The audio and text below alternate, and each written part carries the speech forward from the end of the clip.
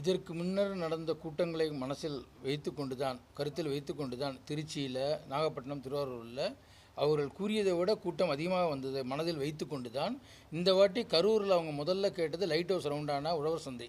அது ரெண்டுமே இதை விட குறுகிய இடம், அதை விட இது கொஞ்சம் வசதியான இடமாக இருக்கும் என்று அவர்கள் கேட்டதுக்காக இதை கொடுத்தது. முதல்ல அவங்க அந்த 2 இடம் கேட்குறாங்க.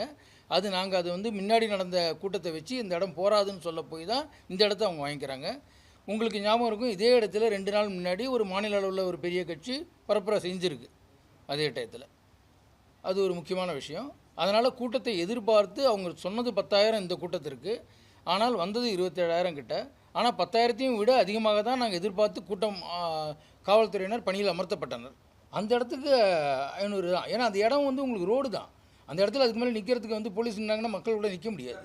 அதுதான் அதாவது அந்த இடம் கரூர் ஊருக்குள்ளார கரூர் ஈரோடு ரோடு மேலேயே இருக்குது. அதனால் ரோடு மேலே அதுக்கு மேலே உங்களால் டிப்ளாய் பண்ண முடியாது. அந்த இடத்துல தான் பார்த்துருக்கோம்.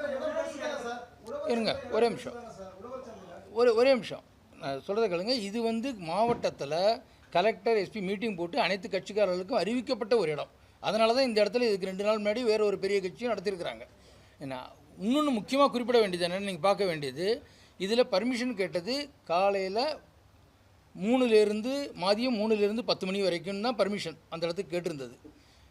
அந்த தமிழக வாழ்வுரிமை கட்சி ட்விட்டரில், அவங்க ஹெட் குவார்ட்டர்ஸ் ட்விட்டரில் 12 மணிக்கு வருவாருன்னு போட்டிருந்தாங்க. 11 மணிலேருந்து உங்களுக்கு கூட்டம் வர ஆரம்பிச்சிருது. கடைசியாக இவர் வரும்போது 7:40. ஆமாம், தமிழக வெற்றி கழகம் தான். என்ன, கடைசியாக இவங்க வரும்போது 7:40 ஆகிடுது.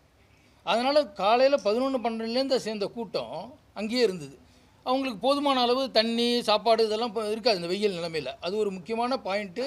இதில் யாரையும் குறை சொல்கிறதுங்கிறத விட ஃபேக்ட்டு நம்ம சொல்ல வர்றது எல்லாமே ஒரு factual position. Twitter handle 12 o'clock வராங்கிறதுனால மக்கள் வந்துக்கிட்டே இருந்தாங்க.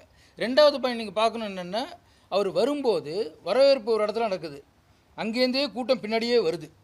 அங்கேருந்து கூட்டம் வரும்போதே ஊருக்குள்ளே ரொம்ப கஷ்டப்பட்டு போலீஸ் தான் அழித்து கொண்டு வராரு.